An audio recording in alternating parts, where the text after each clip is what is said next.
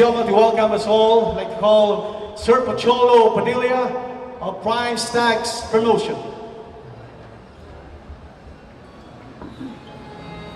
Thank you, Sir Ramil. Good afternoon, everyone. Mayong udto sa tanan, no? First and foremost, I'd like to thank God for making this event happen. I would also like to give thanks and give recognition to the following who have supported and made this event possible. Thank you, Mayor Mike Rama. Thank you, Vice Mayor Raymond Garcia. And thank you to all Cebu City Councilors. Kung wala mo no, di dyan mahita po event. I'd also like to thank all the media, the people here, and those who are watching live. Your support is much appreciated. So, as the Vice President of Primetime Sports, we have been created for the purpose of providing opportunities to athletes, to our young boxers. Our goal is not just for ourselves, I've said this in the past, but for our passion of the sport of boxing. We are an organization focused on one goal, and that is to be an instrument in making the next prize fighter of the Philippines, the next Manny Pacquiao. We're still far from what we intend to establish, which is a global name and set a standard for the Philippine boxing by nurturing. But what we want to do is we want to nurture talent, we want to provide new programs, and we want to organize world-class events. So please keep an eye out for many fascinating young prospects and emerging stars as we continue to cultivate new talent. We are all sports enthusiasts here, all the board from Primetime Sports, and we are a firm comprised of creative individuals that set the highest standards for the events we produce, and we love every minute of what we do because of passion. We have some of the greatest in the industry, and we're going to bring all of them to life together. We will continue to develop our event portfolio based on the demand of the fans, and we look forward to an exciting future. And we will strive to improve at every level as we pursue excellence in the quality of our events. We've only prepared for this event for 1 month, but we will make this happen. So with all that said, we hope that in this journey, you will all support us in reaching that goal, as it will bring honor and glory not just to Cebu, but to the whole Philippines. So thank you all, and I hope to see everybody that's here and those that are at the Cebu City Sports Complex tomorrow. Amateur bout starts at 12 noon. Pro bout starts at about 4 p.m. And we also have an exhibition match for tomorrow for Bad Boy ng Cebu. So for those who don't have the tickets yet, you may go to Prime Fight Gym and purchase those tickets. For those who cannot purchase those tickets at Prime Fight Gym, you guys can go to Abiliana, the Cebu City Sports Complex, and buy the tickets on the spot on that day. You can go earlier. I'm sure all tickets will be available. So thank you all. We promise exciting fights tomorrow. Thank you. A round of applause, please, for Pocholo Padilla from Prime Stacks Promotion. We're happy all the way from Manila.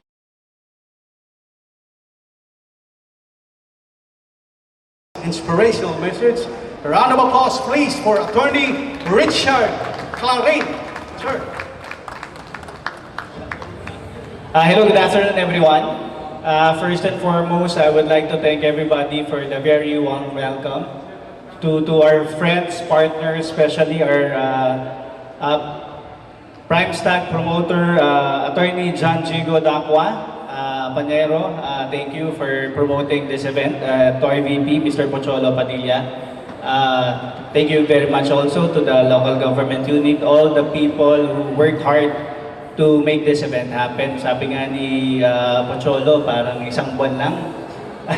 You had to cram everything in 1 month. Well, anyway, I'll make this short.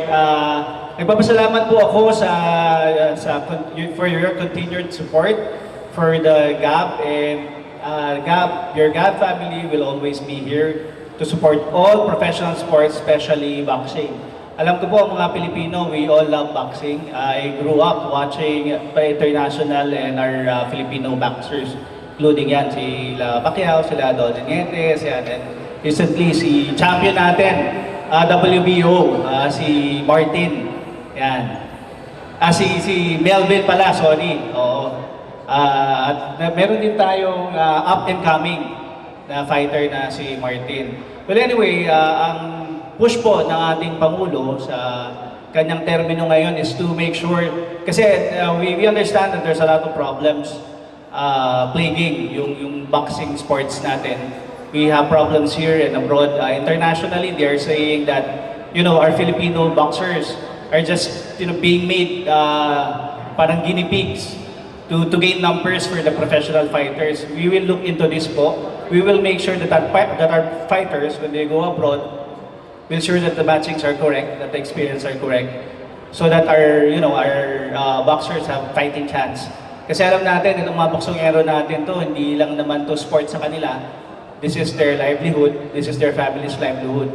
So aside from professionalizing the sport to make sure that our Filipino boxers are protected abroad, here in the Philippines po, kailangan natin protektahan din yung welfare and health ng mga boxers natin. And with this, I would also like to thank po yung mga doctors natin, yung mga hospitals natin na patuloy po na sumusuporta sa ating mga boksingero by giving them a free legal check-up. And hopefully soon we'll get to give them more and more medical benefits as we go on and push for the coming years. Aside from that po, I understand internally, syempre, maraming parang a boxing event is not only composed by the promoters, the managers. We also would like to thank all the referees, the judges, all the people who make and who make this boxing event happen. And salamat po, at I'm sure na I heard nga na Cebu is one of the seat of the boxing greats, and I'm sure na nag-aalab dito sa Cebu ang boxing, and I'm very thankful. At up to now, especially just recently, we had the pandemic, and even after that, we are surely coming across and moving forward and making sure that yung mga sports events natin, including boxing, ay bibigyan po natin ng pagpapahalaga. With this po, nagpapasalamat po ako sa inyo lahat, and sana tomorrow, lahat ng boxers natin would be safe and all of us will have a great time. Thank you so much. Thank you. A round of applause. Thank you, sir. Attorney Richard Clarin, our God.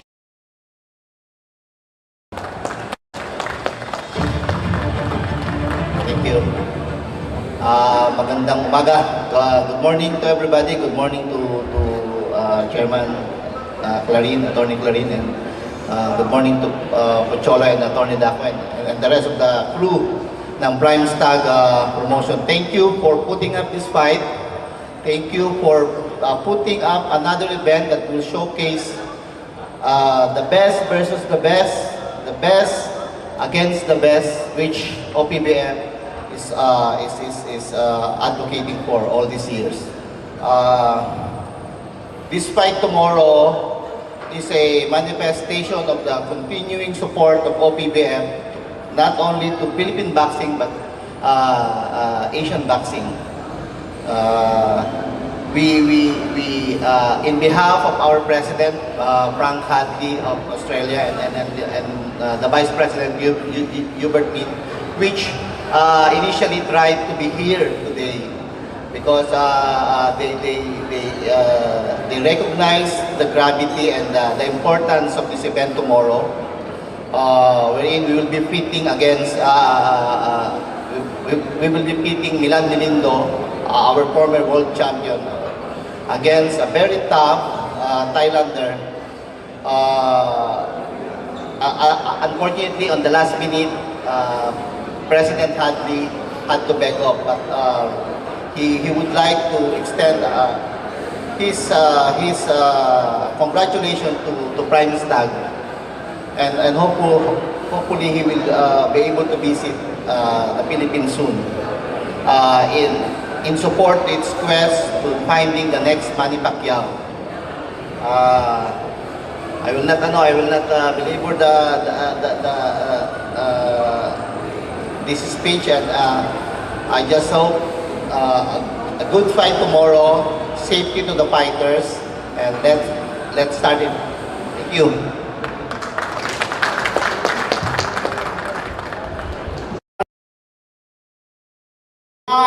Fight 2 series. This is a non-title bout. 8 rounds fighting with a weight limit of 115 pounds.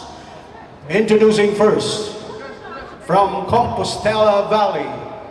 His record consists of 4 wins, 1 loss, 3 by way of knockout. Ladies and gentlemen, give it up for Nolly James Makilan. Nolly James Makilan.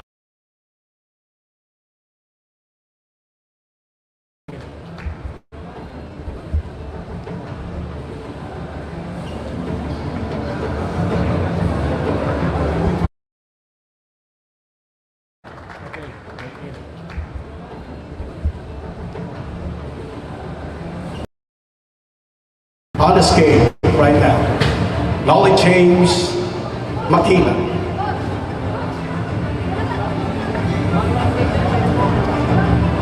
Official weight, 116 pounds, 116.4 pounds for Nolly James Makilan.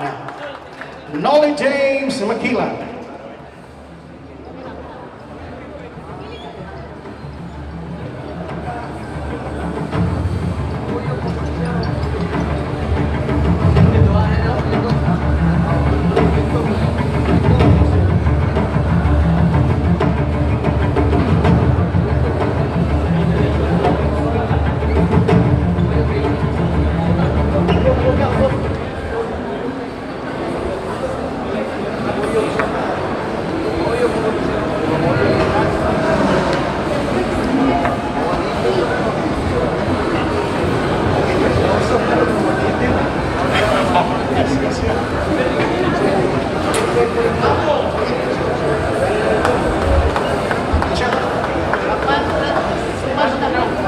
Okay, the official weight is 116.2 pounds.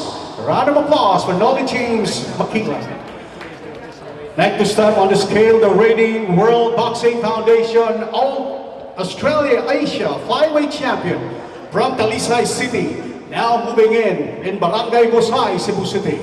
Still undefeated with 5-0, 4 by way of knockout. Kit Silon Garces.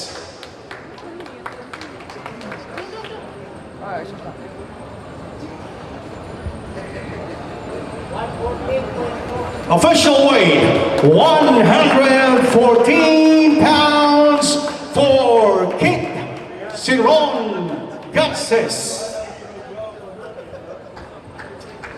There you have it, ladies and gentlemen, for our co-main event featuring tomorrow's Prime Fight 2 series. Kit Silon Garces and Nolly James Makilan. Can we have a face-off? And between the two boxers. This is our co-main event in tomorrow's big fight at the Cebu City Sports Center. Featuring Melindo and Thai boxer Chai Wat.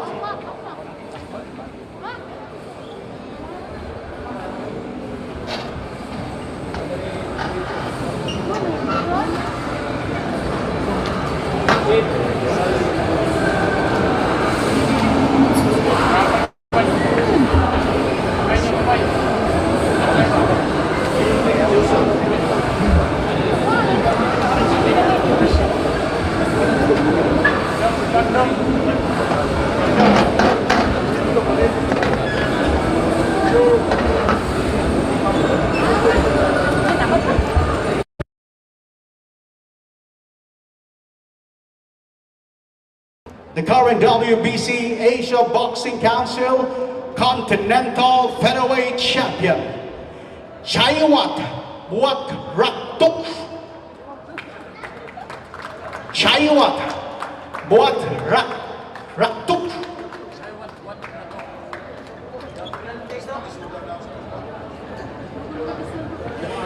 Our main event, ladies and gentlemen, has a weight limit of 126 pounds. A 10-round boxing for the vacant Oriental Pacific Boxing Federation Silver Featherweight title.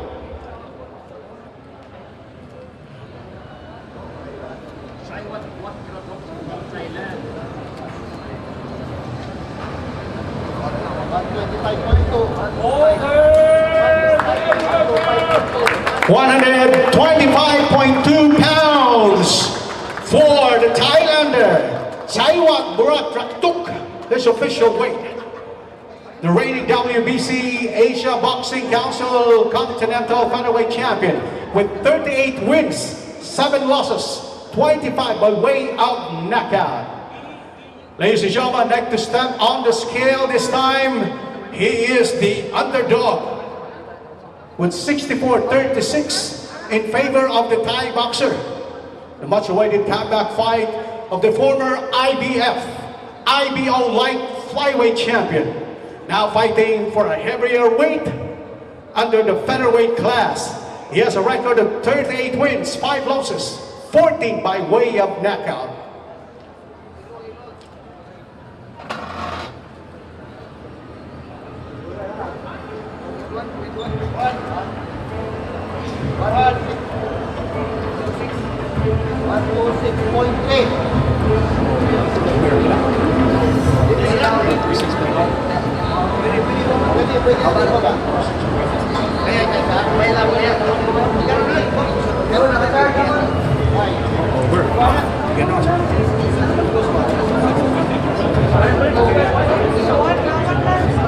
$126.3 pounds, medyo lampas o 0.3. Atong suwayan, uyong magundari.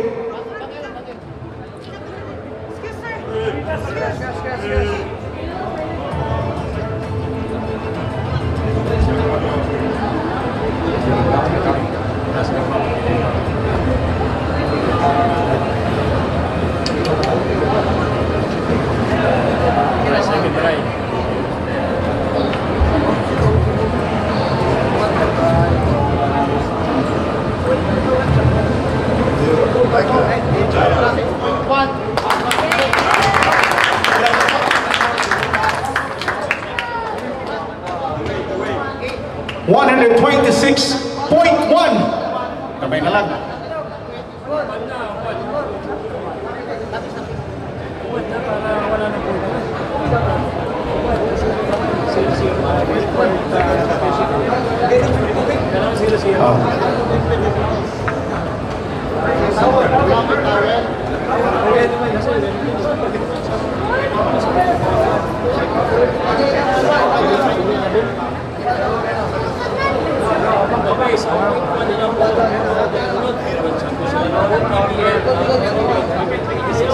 In this case, OPBF title, the weight limit is 126 pounds.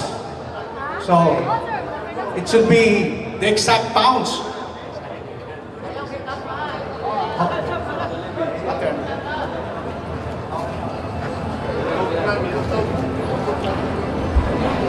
Point one.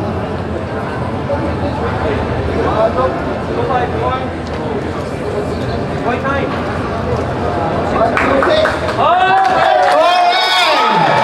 Round of applause. You got a weight limit. 126 pounds for Milan. El Metodico Melindo. Ay, ang brief na ginaka-point 1 na to. Saan ang brief ba ako ng paliton? Ha?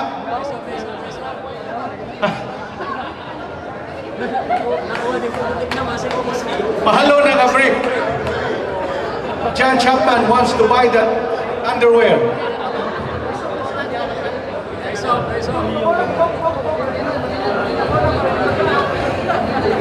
There you go, ladies and gentlemen. The much-awaited fight. He got the weight limit of 126 pounds. Once more, with feelings for the comeback fight here in Cebu. Milan El Metodico Melindo. here at the stage for the final face-off. Ari, ako ba? Ari, on the stage, please. Back sa stage. Sibilan sa sibilan.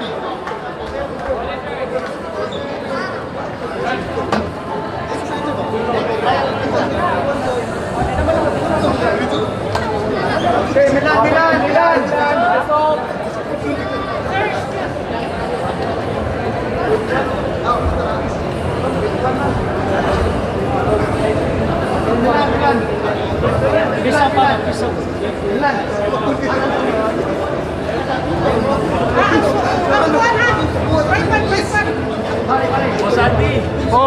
Sorry po, sorry.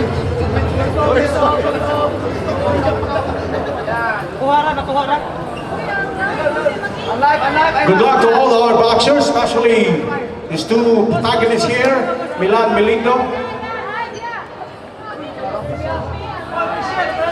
And of course, from Thailand, Buatkrathok in the 10th round OPBF Silver Featherweight title. That will be tomorrow, the Cebu City Sports Complex. On stage, of course, we have here the GAB chairman, Attorney Richard Clarin, Officer in charge of GAB 7, Jimmy Danton, OPBF officials, thank you. Thank you, Milan. Thank you, Chaiwat. You can now eat.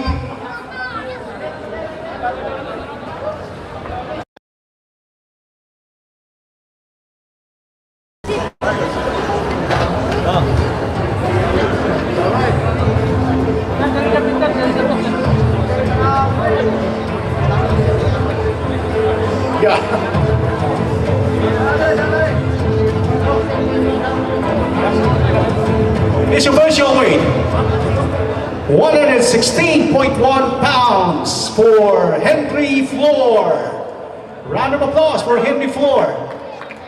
His opponent this time, Kier Torrigosa. 1 win, 2 losses, and 1 draw. 1 by way of knockout. Kier Torrigosa. 112.6, his official weight. 112.6. Let's proceed to the second bout.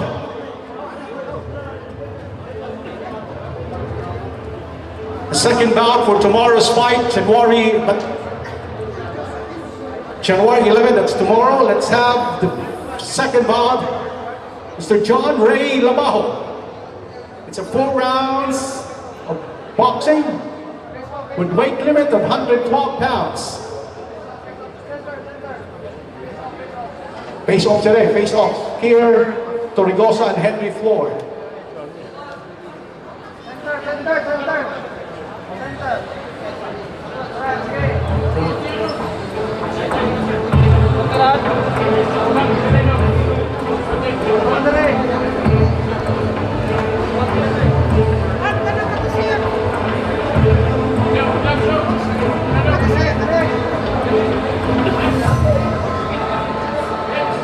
Next bout, John Ray Labajo. Second bout in tomorrow's Prime Fight 2 series. 4 rounds. The weight limit is 112 pounds.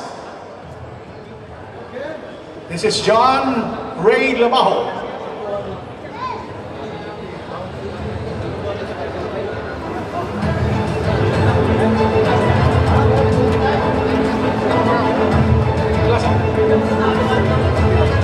Official weight, 112.9 pounds for John Ray Labajo. Next on the scale is Ken Albert Belita.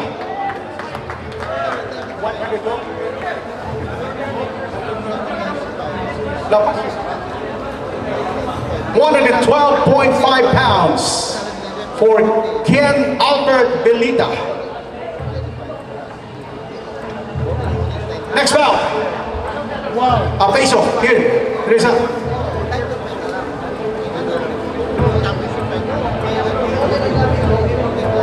John Ray Lavajo and Kent Albert Belita.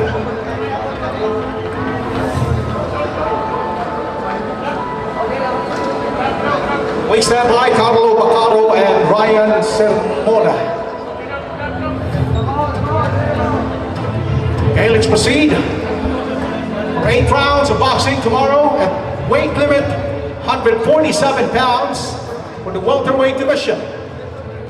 I'd like to ask Ryan Sermona to please step on the scale. Ryan Sermona.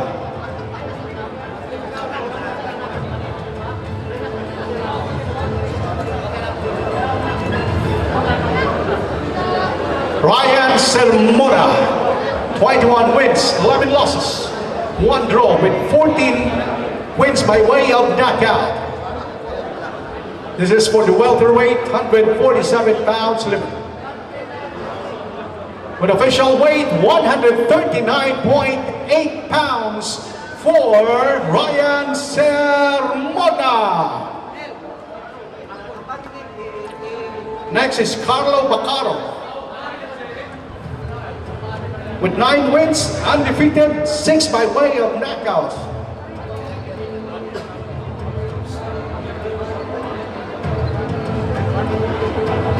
Official weight, 140.8 for Carlo Bacaro. Let's proceed to our 4th bout. This is a 8 rounds of boxing with a weight limit of 118 pounds. I'd like to ask first Alvin Camige. Alvin Camige with 4 wins, 1 loss, and 1 win by way of knockout. Alvin Camige. Again, weight limit is 118 pounds. Face off sa Carlo Bacaro and Ryan Sermona. On stage, please. Dali, dali.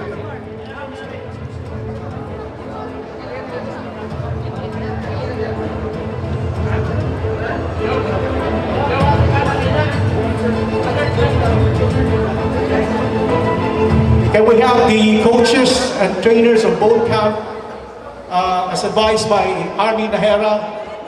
Sa main event lang, no? Sa main event, please proceed here at my left with the OPBF officials. Please, the main event, Melindo and the Thai boxers, please. Okay, the 4th bout, we have Alvin Camige. Alvin Camige, official weight.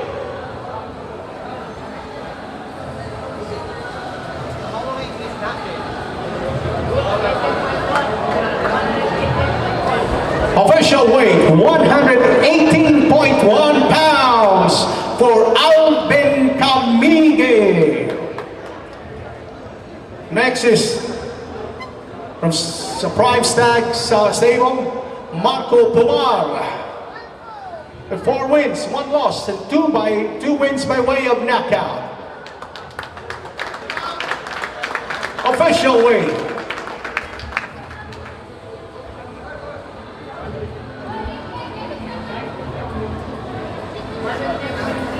117.6 pounds for Marco Pomar.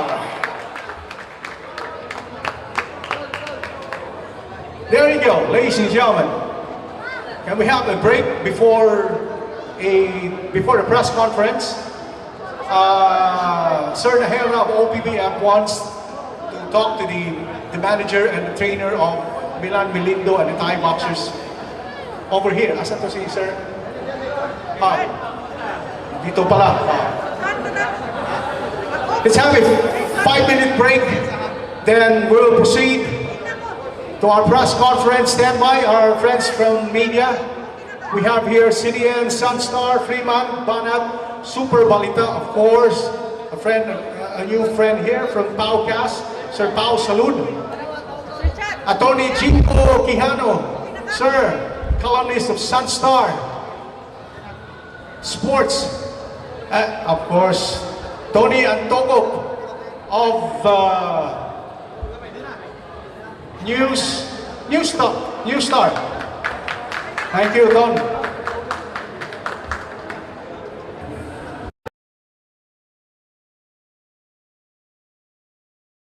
The second event for Primetime Sports, Prime Fight Series. So, Prime Fight 2, di siya. So, gibitar na ako tanan ug manong mga tumo sa tanan nananaw, sa tanan nga naadire, ug ma-available na tuwang tickets if dili mo kadto sa Prime Fight Gym para mo palit sa tickets kay layuan mo sa Talisay, pwede ra mo on the day mo palit. So, pwede na mo dito before 12 or 12 noon, pwede na mo palit so that you can witness exciting fights from our former IBF, IBO World Champion Melindo, and from our current WPF Flyweight Champion Kit Siron Garces. So, imbitata mo tanan, ato mo para ma-enjoy ninyo itong fights at makasuporta mo sa itong mga fighters. Thank you. Okay, thank you, Sir Pucholo Padilla. Can we have the first question from our friends from the media? Attorney Jingo Quiano, sir. Thank you, Mel. For Pocholo, you mentioned earlier na portfolio sa Prime Stats, you're going to expand it. Yes, sir. So, will you be expecting more boxing fights and probably MMA fights this year? Yes, as I've said in previous interviews, we're looking for, we want to put up at least a minimum of 4 events per year. So, we started off with this event, and hopefully we're gonna have 3 more for all throughout the year. Follow-up question, Sir Pocholo, what was the process behind why you decided to make Milan your main event and to launch also your promotion? Well, medyo it was we had to think on our toes.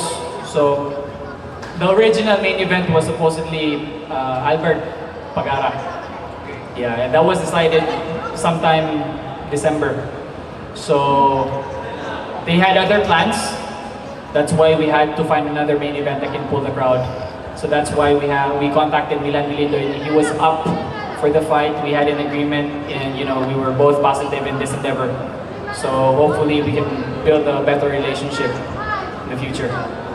Thank you. Question for Milan, last. Milan, welcome back. Nice to see you all back on the ring. Mangutana ko, unsay paminaw nimong ingon man ka sa media nga okay ra kag underdog ka. Okay ra. Pamati nimo nga mas ganahan ba kag underdog ka o ikay favorite coming to the fight? Doesn't matter kung underdog ko o unsa ko. This fight is I offered to God. So I cried a lot because I sacrifice a lot. I don't celebrate birthdays. I don't celebrate Christmas, and I don't celebrate New Year. So, bisan na mga pagkaon din sa tubangan, go upstairs and sleep. Bisan nag-celebrate, bisan nagpabuto, I sleep. So, dagan ko din sakripisyo din nila. That's why this fight I offer to God and to the young people. Because I want young people to learn a lot in sports because getting involved in sports is have a proper discipline. So, mana akong giyagyo sa mga ginikanan na suportahan ang ilang mga anak in terms of sports. Salamat. Thank you, Attorney Jingo, sir. Next question. For Chaiwat, I'll try to ask you a question through Google Translator. I hope you can understand. That's what I have to. So this is the question. คุณมั่นใจแค่ไหนที่จะชนะ Okay, no problem. So may tuba ka niyo. Okay. Tayo, tuturo yung mga kanaan. Kasi may tubag, kasi may tubag niyo. The boxer said him 100% for win Melindo. 100% win against the old Melindo. Intriga ito na. Sir, next question. For the translator, Can you ask Chaiwan if he's confident that he can knock out Melindo? Can knock out. Rounds.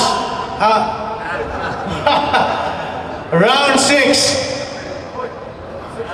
Round 6. Round 6. Yan nagtubag. Okay, napay pumunta na. Sige rin. Round 6. Can we have the reaction of Milan, ano sa'yo reaction Milan? Round 6, round 1 6 rounds? Ano ba?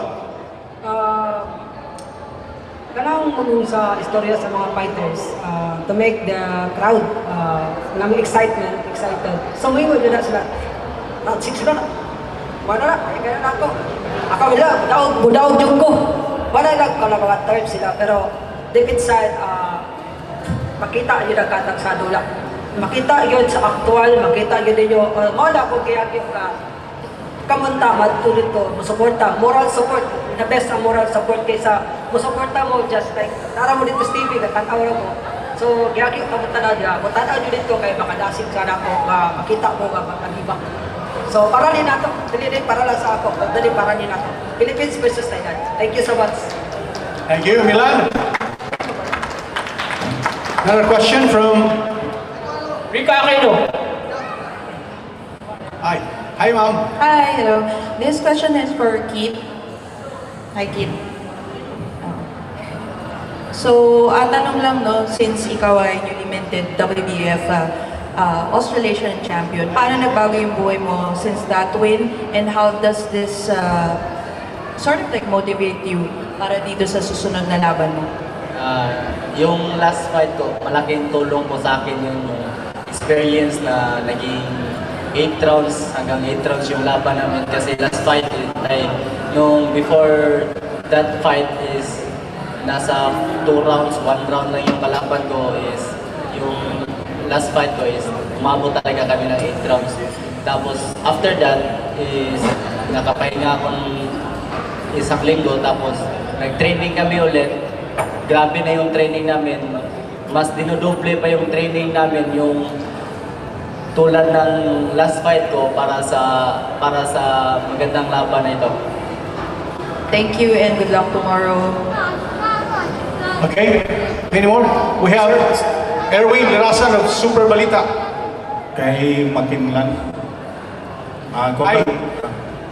Kontra ni Makilan, sorry. Makilan sa earlier na press conference, sabi ni Kit that he will go for a knockout, so possibly early knockout. So ano masasabi mo?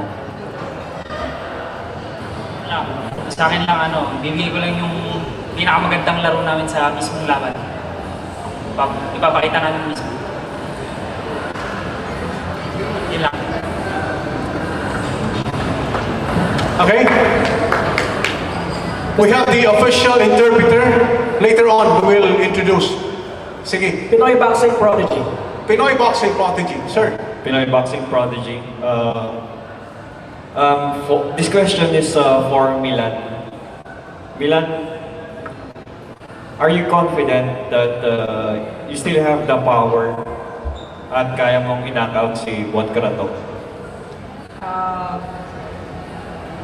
Yeah, because confident ako na mapapatumba siya because he has a KO punch.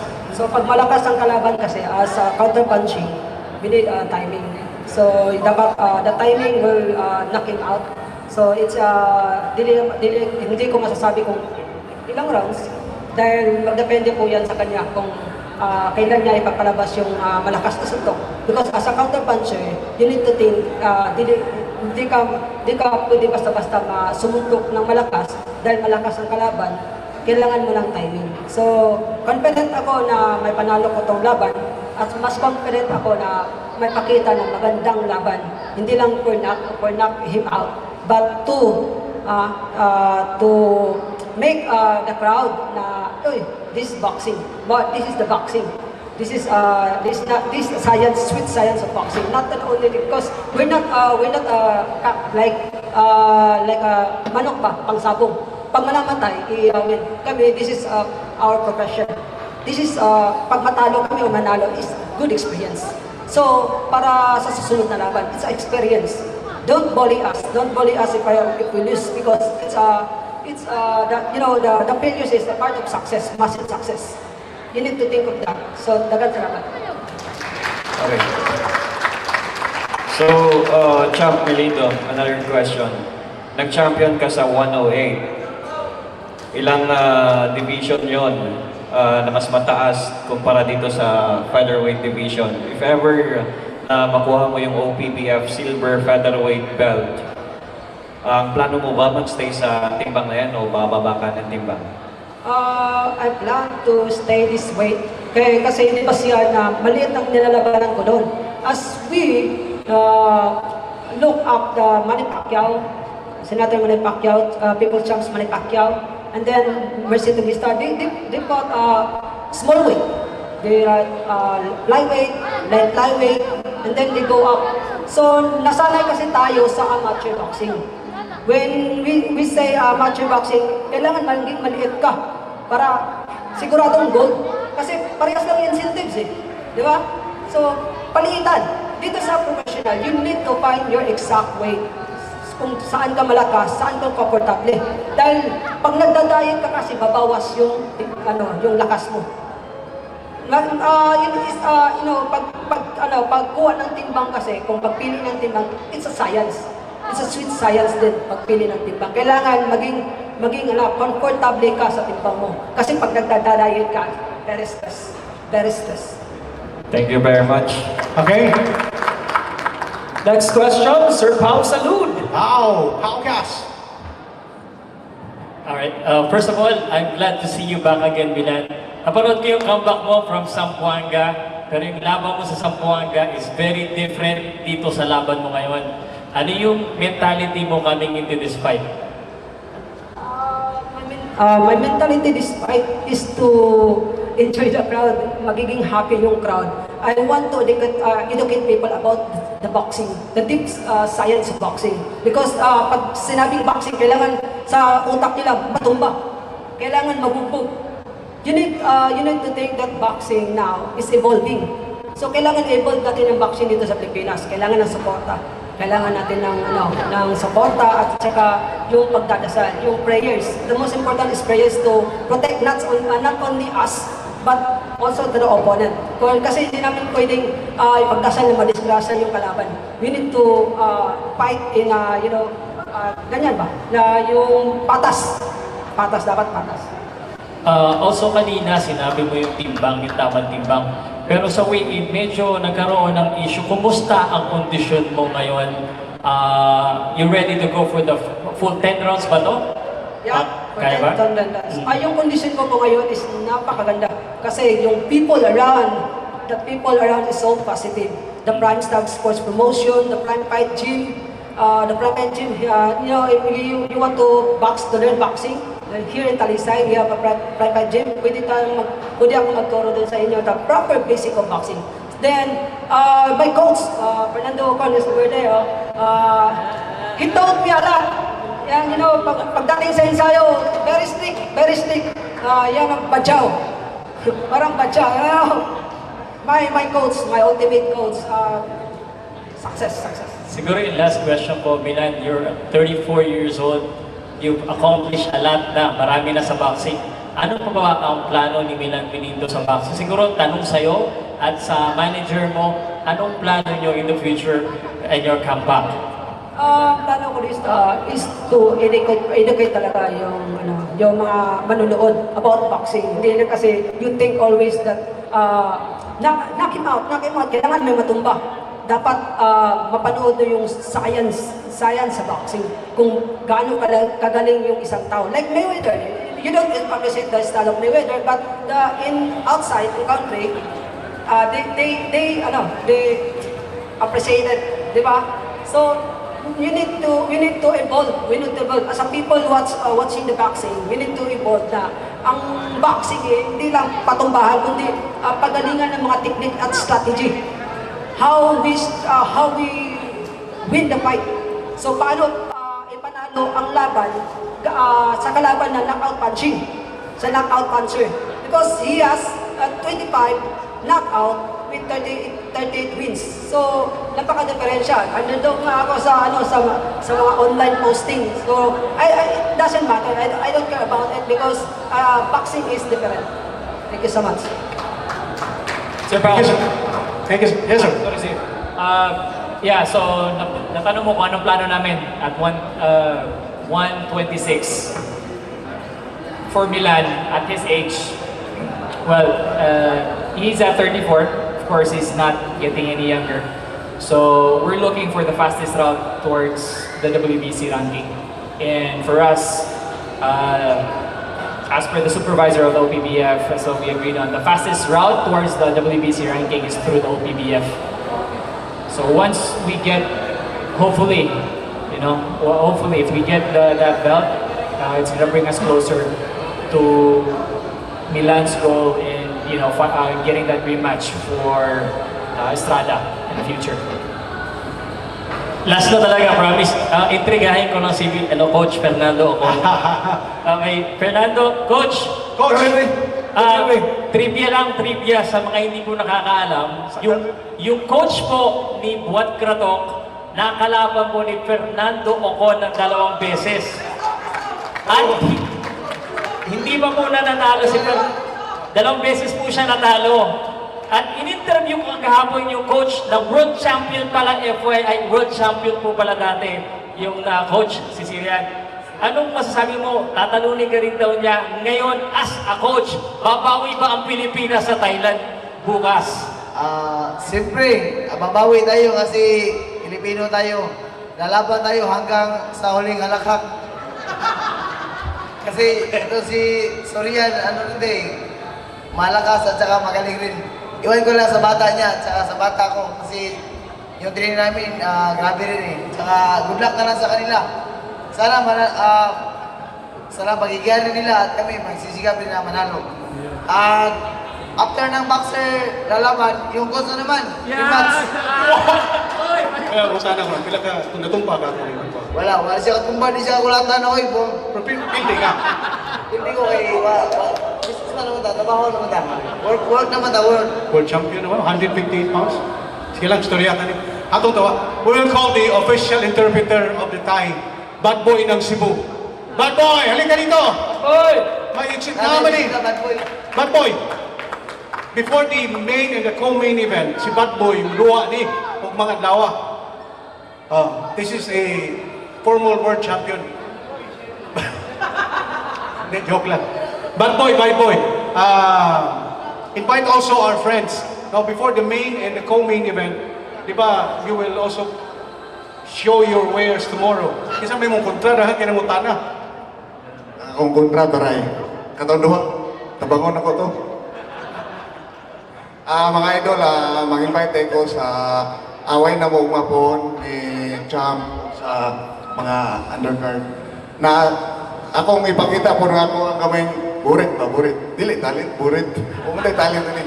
Bitaw, mga idol, atong suportahan ng atong world champion si Ian kontra na ato ipakita sa mga Bisaya na mo-support nito ang Inaning Sports. Dili lang sa lain-laing sports, ang boxing sa ato suportahan. Good luck mga idol. Bad Boy ng Cebu, thank you. Salamat. Ugma. Thank you. See you tomorrow, Bad Boy.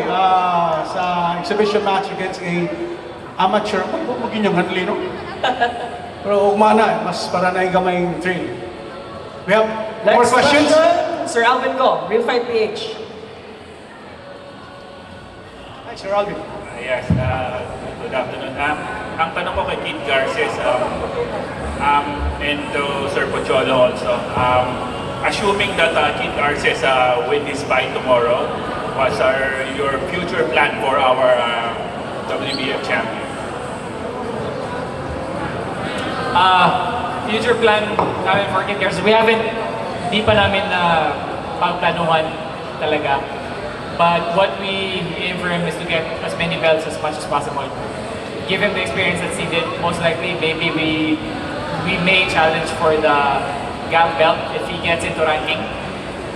So if we can get that fight, then hopefully fight for a higher belt, maybe the OPBF silver. So whatever is available, whatever opportunity lies, we'll grab it. Because we don't want to rush Kid Garces as well. It really depends on him as a boxer as well. We're going to try to see what his condition is.